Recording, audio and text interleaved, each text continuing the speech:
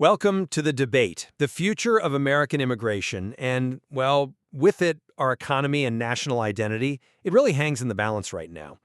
Just yesterday, September 17th, the U.S. State Department announced a pretty significant move. It has frozen the issuance of EB-5 green cards for the rest of fiscal year 2025. Now, for those maybe less familiar, the EB-5 program is basically an investor visa. It offers permanent residency to foreign nationals who inject at least $1 million into U.S. companies and, crucially, create 10 American jobs. But this freeze, it isn't just some isolated event. It's really a telling ripple in what seems to be a much larger wave of proposed pretty drastic changes to U.S. immigration policies. We're seeing influential conservative plans like Project 2025. That's a, comprehensive policy roadmap from the Heritage Foundation and a coalition of conservative groups laying out these detailed blueprints, plans to significantly cut legal immigration pathways, boost enforcement, and fundamentally reshape who comes to America and how. And these plans, well, they project significant shifts for the U.S. economy and workforce, including a reduction in net migration and potentially slower GDP growth. So today, we're confronting a pivotal question. Are these stringent, restrictive immigration policies truly conservative? Are they ultimately beneficial for the U.S. economy and our national identity? Or, maybe, do they inadvertently undermine the very principles they claim to uphold? This debate really stems from deep analyses of these current proposals and their projected economic and societal effects. I'll be arguing that strict enforcement and reduced legal immigration are not just necessary, but actually paramount for national security, fiscal integrity, and preserving our national identity. And I, on the other hand, will contend that such restrictive policies are, frankly, fiscally detrimental. And I'd argue fundamentally unconservative, aligning more with what some critics, like at the Hoover Institution, call mobility socialism. And ultimately, I believe they harm long-term American prosperity and liberty. Position statements. So, as I see it, the proposed restrictive policies, like the ones detailed in Project 2025, they represent a necessary and principled conservative stance. They fundamentally prioritize national security and border control. I mean, we're talking about concrete plans here, funding for at least 1 million annual removals, hiring 10,000 new ICE personnel, all aimed at securing our borders. And this isn't just about enforcement. It's deeply rooted in fiscal responsibility, too. New immigration fees, including the first-ever $1,000 asylum application fee, are projected to, get this, reduce the federal deficit by tens of billions over 10 years. How? By explicitly shifting costs from American taxpayers to those, utilizing the immigration system. Furthermore, limiting certain legal pathways, like the H-1B visas by eliminating the 2 lowest wage levels and effectively halting H-2 temporary worker programs, those are the ones providing seasonal labor for agriculture, construction, etc., that protects American workers. It protects critical infrastructure from exploitation. These actions are, in my view, absolutely crucial to restore integrity to our entire immigration system and preserve the nation's cultural and economic identity. It ensures immigration serves our existing citizenry first and foremost. Well, I come at this from a profoundly different perspective. I'd argue that these extremely restrictive policies are ironically unconservative. They seem to align much more closely with what the Hoover Institution critiques as mobility socialism. Now, what does that term mean? It suggests that controlling human movement through, top-down government mandates, even if it's for economic ends, actually mirrors the socialist impulse to centrally plan and direct labor, rather than trusting the free market and individual choices. This approach, to me, it shows a fundamental distrust of free markets and, frankly, individual liberty. And the economic counterpoints, they're quite compelling. You really can't ignore them. The American Enterprise Institute, AEI, they project these policies will reduce U.S. GDP growth by 0.3 to 0.4 percentage points in 2025 alone. Even more dramatically, potential monthly employment growth could, decrease significantly from maybe 140,000 to 180,000 jobs currently in 2024, down to just 40,000 to 70,000 jobs in 2025 under these low migration scenarios. Look, immigrants aren't just some extra workforce. They are vital for economic dynamism. They fill essential labor gaps, think agriculture, healthcare, construction, and they are powerful drivers of innovation. Just consider this. Nearly half of Fortune 500 companies were founded by immigrants or their children. It reminds me of what Nobel laureate Milton Friedman wisely advocated. The true conservative fiscal solution is about building a wall around the welfare state, not around the country. Limiting welfare access, not immigration itself, is the path for fiscal soundness and upholding free market principles.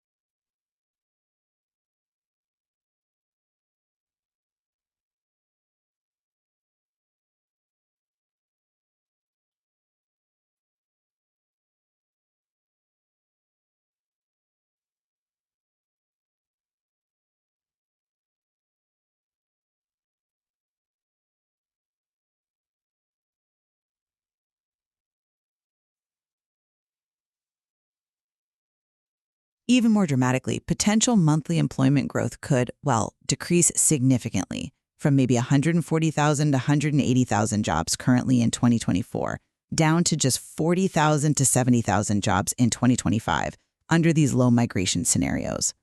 Look, immigrants aren't just some extra workforce. They are vital for economic dynamism. They fill essential labor gaps, think agriculture, healthcare, construction, and they are powerful drivers of innovation. Just consider this. Nearly half of Fortune 500 companies were founded by immigrants or their children. It reminds me of what Nobel laureate Milton Friedman wisely advocated. The true conservative fiscal solution is about building a wall around the welfare state, not around the country. Limiting welfare access, not immigration itself, is the path for fiscal soundness and upholding free market principles. Okay, let's dig deeper into that economic and fiscal impact, because this is where I think a significant divergence lies. My position is clear. These new fees, like the $1,000 asylum application fee and the $3,500 fee for sponsors of unaccompanied children, they aren't just token gestures. They directly aim for cost recovery, right? And they're projected, as I mentioned, to reduce the federal deficit by tens of billions over 10 years. This feels like a financially responsible, conservative approach. It's explicitly intended to reduce the burden on American taxpayers. It ensures that those using the system contribute to its upkeep rather than solely relying on, the public purse. I mean, is there a more fiscally conservative stance than that? I understand the appeal of cost recovery. I really do. But I remain deeply skeptical of that fiscal optimism. I'm sorry, I just don't see that federal deficit reduction truly materializing in the long run when you factor everything in. The Cato Institute's analysis of the Similar Raise Act, for instance, suggested policies like these would actually increase deficits over 75 years. Increase? How so? Well, partly because of the indirect yet massive economic costs. Like actively forcing potentially 500,000 H-1B workers and their families out of the country, that has huge downstream effects. AEI's analysis forecasts of 1.2% to 1.8% lower real GDP by 2034 compared to typical migration levels. That's due to a smaller labor force and reduced capital investment. Look, we're not talking about minor tweaks here. These could be substantial, long-term economic drains that would, I believe, far outweigh any short-term fee-based deficit reductions. Okay, I acknowledge there will be economic shifts, and yes, certain sectors might feel short-term adjustments. But I would argue these are necessary adjustments for long-term stability and, importantly, controlled growth. For example, you mentioned immigrants saving more due to stricter enforcement, this precautionary saving that might reduce consumer spending. Okay, that might be a side effect, but perhaps it's a consequence of ensuring the rule of law and immigration integrity. The goal, as I see it, is a more secure, fiscally sound, and ultimately predictable nation, even if that means adjusting to a different pace, a different nature of economic activity. The alternative, this sort of unmanaged situation with its unknown costs and strains on infrastructure, on social services, that seems far more costly in the long run. That's a fair point about stability, but I do wonder if we're truly balancing that against a significant long-term risk, our global competitiveness. Reducing immigration could mean the U.S. loses top talent in critical STEM fields, science, technology, engineering, math. Consider this statistic. It's quite striking. 80% of electrical engineering graduate students in the U.S. are foreign-born. 80%.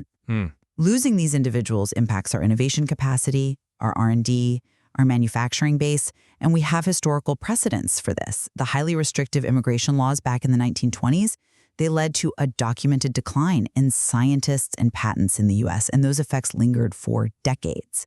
Are we prepared to potentially repeat that? Maybe surrendering our innovative edge to competitor nations who are frankly actively seeking this exact talent? Let me defend the policies to restrict H-2 programs, by halting updates to eligible country lists and the H-1B visas. Specifically, by eliminating the lowest 2 wage levels. My position is that this isn't just reform, it's actually necessary to combat the gaming of the system. Too often you see staffing firms basically flooding the H-1B lottery with low-wage applications, which dilutes the program's intent. This approach ensures the program genuinely attracts truly high-skilled workers, people who will contribute at the highest level rather than being used for entry-level positions that could and frankly should be filled by American citizens or other high-skilled domestic talent. It's about program integrity and prioritizing American workers in a very direct, meaningful way. Right, but I'm just not convinced by that framing, because these restrictions, while they're pitched as integrity measures, seem likely to inflict what studies call detrimental labor losses in really crucial sectors. Industries like agriculture, construction, hospitality, healthcare, they are highly dependent on immigrant labor, often for roles that native-born workers often do not fill in sufficient numbers. Immigrants frequently complement native-born workers, right? They take on essential physical labor or service roles that then support overall employment and wage growth for Americans. By filling these, foundational positions, immigrants can allow native-born workers to pursue higher-skilled, better-paying roles, creating a kind of upward mobility ladder. Halting these programs doesn't just cut low-wage applications, it cuts essential hands needed across the entire economy. I understand the concern about labor gaps, but reforms to the H-1B program, like eliminating those lowest wage levels, are fundamentally about increasing integrity. It's about ensuring the program attracts truly high-skilled workers who contribute at the highest possible level. It isn't about denying entry to talent altogether. It's about making sure the program is used as intended to bring in exceptional specialized talent, not as some kind of backdoor for entry-level jobs that could be filled by our own citizens. It raises the bar for immigration, focusing on the greatest economic contribution and ensuring our domestic workforce isn't undercut by a flood of lower-wage labor. It's really about quality over quantity in a very targeted program. That's a compelling argument for quality, certainly. But have you considered the potential unintended consequences? Research has actually shown that when you restrict H-1B visas, some companies respond by simply offshoring the work rather than hiring American workers, which is, exactly the opposite of the intended effect. It's not always a zero-sum game here at home. Sometimes denying a visa means the work just leaves the country entirely. And furthermore, other studies indicate that cities with more H-1B visas tend to see greater employment and wage growth for Americans too, demonstrating that skilled immigration can stimulate the economy broadly, rather than just displacing domestic workers. So these policies, despite their stated intent, could unintentionally harm the very American workers they claim to protect by making our economy less dynamic. Okay, shifting gears slightly, let's talk about the core principles. I assert that policies calling for 1 million annual removals, 10,000 new ICE personnel, and expanding detention capacity are absolutely fundamental to restoring immigration integrity and upholding national security. Strong border enforcement and adherence to the rule of law are, for me, core conservative values. This is about reaffirming the sovereignty of our nation, ensuring our laws are respected. That's paramount for any functioning society. Wouldn't you agree? It's a clear statement. Our borders matter, and a nation must have control over who enters and under what conditions. This is ultimately about prioritizing the existing citizenry and maintaining a cohesive national identity. Well, I come at this from a different understanding of conservative values, perhaps. This increasingly what some might call nativist populist approach feels like a significant departure from traditional conservatism.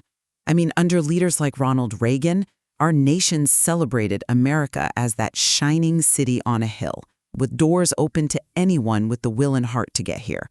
This restrictive policy, the one dubbed mobility socialism by Hoover, it seems to promote bigger government, more social engineering, and a form of collectivism that runs precisely counter to the individual freedom and free markets that I believe true conservatism champions. It seems like a fundamental contradiction to expand government power and control over human movement, all in the name of conservative values. I'm not entirely convinced by that line of reasoning. The nation of immigrants narrative, while powerful, has perhaps at times been romanticized to a degree that overlooks practical realities and national interests. A responsible conservative view, I think, must prioritize the existing citizenry and national interests through measured, controlled immigration. Immigration that can be economically supported and, importantly, culturally integrated. It's about what best serves those who are already here and ensures the sustainable future and cultural cohesion of our nation. It's not an open-ended invitation without clear parameters or, frankly, consequences for noncompliance. Our national identity isn't static, no, but it does require mindful stewardship to ensure continuity and shared purpose. But immigrants, historically and currently, they often profoundly reinforce core American values, don't they? Things like work ethic, religious faith, patriotism, that entrepreneurial spirit we admire. Policies that restrict immigration out of perhaps fear are arguably fundamentally opposed to American-style freedom and could undermine the very values they claim to protect. These newcomers aren't necessarily replacing American values. Often they are embracing and invigorating them, bringing fresh energy and, a profound appreciation for the opportunities and liberties our country offers. To close our doors too tightly to such individuals might be to deny a vital source of strength and renewal for our national identity. Conclusion. So, to summarize my position, while the path is certainly challenging, I firmly believe that stringent immigration policies are a necessary, principled conservative response. They secure our nation, they ensure fiscal stability through measures like those cost recovery fees, and they help maintain a workforce and national identity aligned with our core interests. These policies are designed, really, to restore order, predictability, and fiscal prudence to a system that has in many ways become unsustainable. And my position remains steadfast. These restrictive policies are not only, I believe, fiscally unsound, risking significant GDP and job losses, as economic analyses clearly show, but they also fundamentally contradict the free market and individual liberty principles that, for me, define true conservatism. A more open, perhaps skills-based immigration system, guided by market principles and individual choice, would better serve American prosperity and upholds our traditional values, consistent with our nation's heritage as, well, a beacon of opportunity. Well, the debate over immigration policy clearly involves complex economic, social, and philosophical considerations. And there are, evidently, various interpretations within the conservative movement itself. Indeed. There are many legitimate perspectives on what truly serves American interests long-term. We encourage our listeners to weigh the evidence presented, consider these different interpretations of conservative principles, and ultimately form their own conclusions on this critical issue. There is certainly much more to explore in the extensive material surrounding these proposed changes.